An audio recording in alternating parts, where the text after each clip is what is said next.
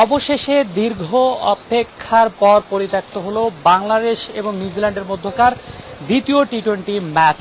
অনেক আগ্রহে বসেছিল ক্রিকেট ভক্তরা। স্টেডিয়ামে আমরা দেখেছি অনেক দর্শক এসেছিলেন যে বৃষ্টির পরে হয়তো খেলা শুরু হবে, তবে সেটি সম্ভব হয়নি।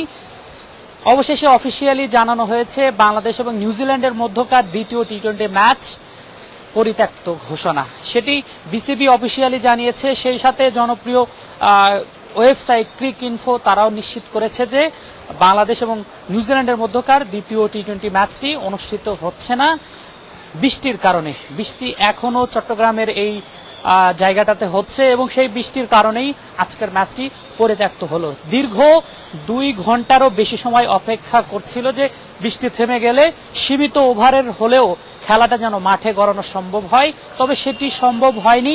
চট্টগ্রামের আকাশ ভেঙে এখনো বৃষ্টি পড়ছে, সেই সাথে বজ্রপাত, থেমে থেমে বজ্রপাত হচ্ছে। সবকিছু মিলিয়ে যে আবহাওয়া আসলে গত 2 দিন ধরে চলছে সেটি এখন পর্যন্ত একই অবস্থায় আছে এবং দিন শেষে সেই বৃষ্টির যে সেটি আস্তে আস্তে আরো বাড়ছে। তাতেই বলা চলে যে আজকে হয়তো এই বৃষ্টি আরো কয়েক ঘন্টা থাকতে পারে এবং আবহাওয়া অধিদপ্তর জানিয়েছে যে আজকে রাত 12টা পর্যন্ত সেই বৃষ্টিপাত থাকতে পারে। তাতেই তারা কনফার্ম হয়েছে এবং তারা জানিয়েছে যে বৃষ্টির কারণে নিউজিল্যান্ডের বিপক্ষে বাংলাদেশের যে টি-20 সিরিজ সেটি পরিত্যক্ত ঘোষণা হয়েছে। এবং আপনাদেরকে যদি একটু জানাতে চাই যে flight lieutenant Motiur Rahman cricket স্টেডিয়ামের ঠিক 2 নং গেটে আছি এবং অনেক বেশি দর্শক আমরা দেখেছি যে তারা বৃষ্টিকে উপেক্ষা করেই কিন্তু তারা স্টেডিয়ামে এসেছিলেন।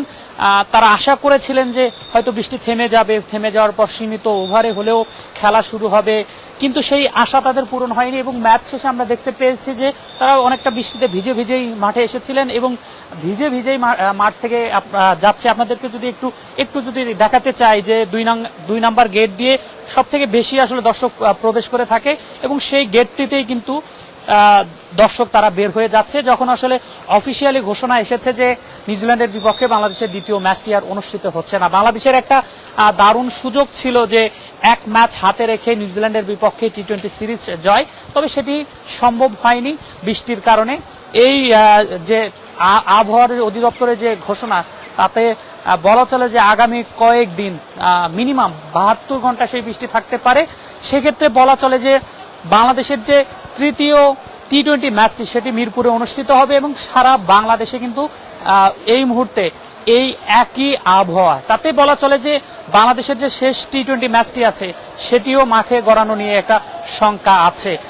তাতে বলাই চলে যে বাংলাদেশকে হয়তো এই সিরিজ থেকে একটি ম্যাচ জয় নিয়ে হয়তো সিরিজটা শেষ করতে হবে। আপনাদেরকে যদি একটু ব্যাক ক্যামেরায় যদি দেখাতে চাই যে এই মুহূর্তে সাগরিকার পারে যে দর্শকরা এসেছিল তারা অনেকটা মন খারাপ করেই তারা মাঠ ত্যাগ করছে। তারা আসলে যে পরিমাণ ডেডিকেশন খেলার প্রতি দেখিয়েছে সেটি আসলে নতুন করে বাংলাদেশ ক্রিকেটের জন্য একটা গর্বের বিষয় যে এত বৃষ্টি মাথায় নিয়েও তারা স্টেডিয়ামে এসেছিল এবং দীর্ঘ সময় তাদের সেই অপেক্ষা আমরা দেখতে পেয়েছি। তবে তারা শেষ পর্যন্ত মন খারাপ করেই আসলে মাঠ থেকে যেতে হচ্ছে যে বাংলাদেশের খেলাটি মাঠে গড়াচ্ছে না। আমরা অনেক দর্শকদের সাথে কথা বলেছিলাম যারা আসলে জানিয়েছেন যে অনেকে এসেছেন প্রায় 100 কিলোমিটার দূর থেকে, অনেকে 150 কিলোমিটার দূর থেকে এসেছেন, কেউ 1000 টাকা ভাড়া দিয়ে আসলে তারা স্টেডিয়ামে এসেছিলেন, টিকিট কেটেছিলেন, দীর্ঘ সময় অপেক্ষা করেছেন। তবে সেই অপেক্ষার ফল যেন মিষ্টি হলো না। শেষ পর্যন্ত বাংলাদেশের দর্শককে আসলে খালি হাতেই ফিরতে হলো। বাংলাদেশের একটা মুখ্য সুযোগ ছিল যে যেহেতু প্রথম টি-20 ম্যাচের প্রথম ম্যাচটায় বাংলাদেশ জয় পেয়েছে, দ্বিতীয় ম্যাচটাতে বাংলাদেশ জয় পেতে পারতো এবং 1 ম্যাচ হাতে রেখে হয়তো সেই সিরিজটা জয় পেতে পারতো, তবে সেটি হয়নি, যার কারণে বাংলাদেশের দর্শক এবং বাংলাদেশ ক্রিকেট দলকে খালি হাতে ফিরতে হচ্ছে। পরবর্তী যে টি-20 ম্যাচটি রয়েছে সেই ম্যাচটি অনুষ্ঠিত হবে আগামী মে মাসের 2 তারিখে, সেটি শেরেবাংলা জাতীয় ক্রিকেট স্টেডিয়ামে অনুষ্ঠিত হবে। সেই ম্যাচের দিকে আমাদের তাকিয়ে থাকতে হবে।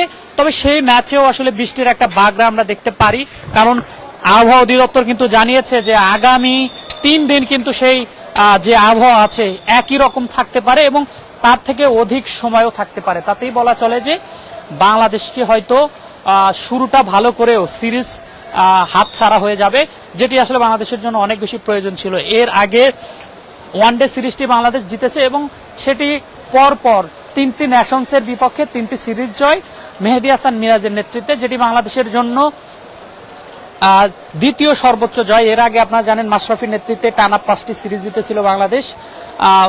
এরপরই আসলে মেহেদী হাসান মিরাজ তার নেতৃত্বে 3টি সিরিজ জিতেছে। তবে সেই রেকর্ড ভাঙতে হলে মেহেদী হাসান মিরাজকে আরো 2টি সিরিজ জিততে হবে টানা।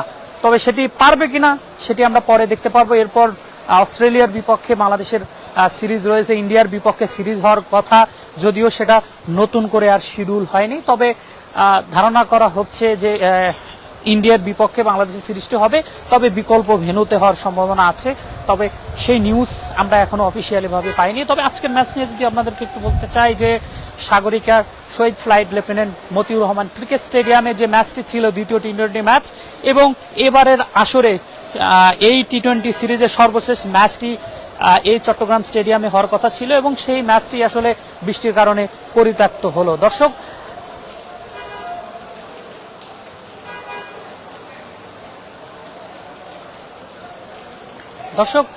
আপনাদেরকে সেই আপডেটই দিচ্ছিলাম চট্টগ্রাম থেকে, সাথে ছিলাম আমি রিপোর্টার আরফিন জুয়েল অন্তর। এর পরবর্তীতে সকল আপডেট নিয়ে আপনাদের সামনে আবারও হাজির হব। যারা যুগান্তর স্পোর্টস লাইভের সাথে ছিলেন সবাইকে ধন্যবাদ। আবারও সকল আপডেট নিয়ে আপনাদের সামনে হাজির হব। যারা সাথে ছিলেন সবাইকে আন্তরিক ধন্যবাদ।